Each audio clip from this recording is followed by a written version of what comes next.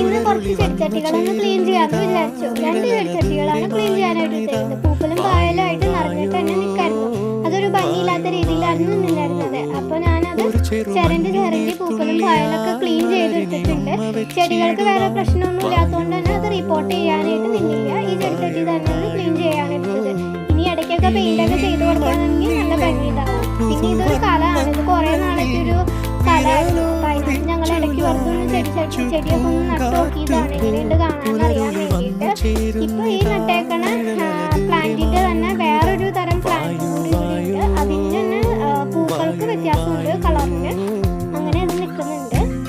പിന്നെ ഇത് വെറുതെ നട്ടേക്കുന്നത് കേട്ടോ. ഇത് വേറെ ചെടിച്ചട്ടിയിലേക്കൊന്നും ആക്കിയിട്ടില്ലെങ്കിൽ അതൊന്ന് ചെടിച്ചട്ടിയിലേക്ക് ആക്കണം എന്നുണ്ട്. ഗാർഡനിൽ തന്നെ ഇപ്പോൾ മേക്ക് ഓവർ ചെയ്യുമ്പോൾ അത് ചെയ്യണം. പിന്നെ അത് ക്ലീൻ ചെയ്ത് അത് കഴിഞ്ഞിട്ട്